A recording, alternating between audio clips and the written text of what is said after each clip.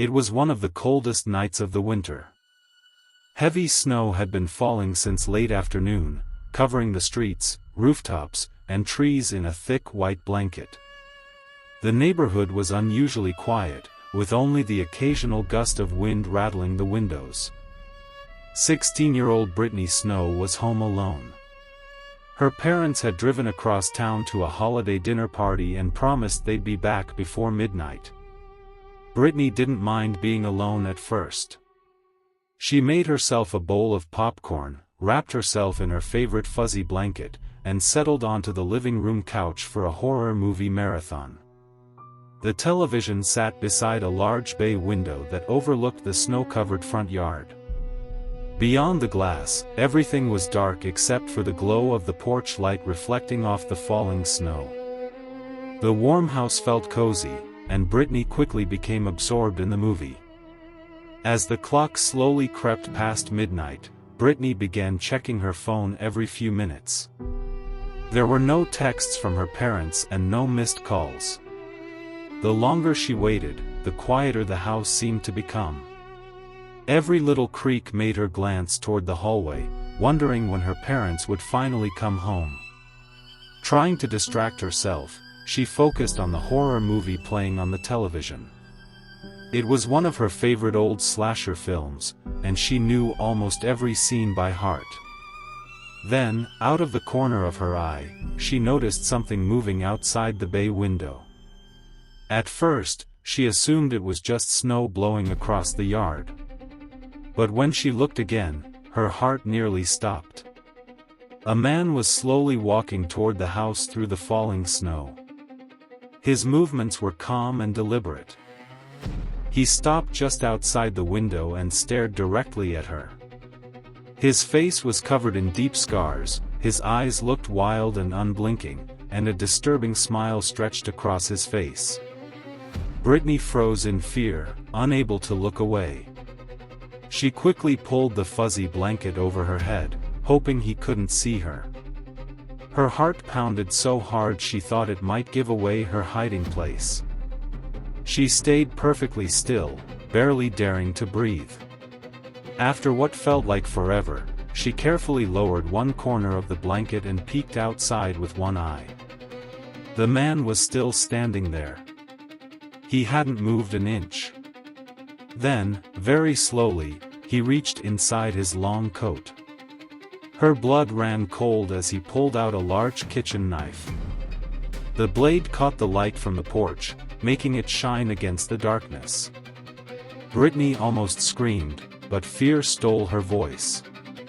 Keeping herself hidden beneath the blanket, she slowly reached into her pocket and pulled out her cell phone. Her hands shook so badly that she nearly dropped it. Somehow, she managed to dial 911. When the dispatcher answered, Brittany whispered as quietly as she could, "There's a man outside my window. He has a knife. Please send someone quickly." The dispatcher told her to stay where she was and assured her that officers were already on the way. Brittany remained completely motionless beneath the blanket while every second felt like an hour. Outside, the man continued staring through the window without moving. Finally, flashing red and blue lights illuminated the falling snow. Police sirens echoed through the quiet neighborhood, followed by loud knocks on the front door.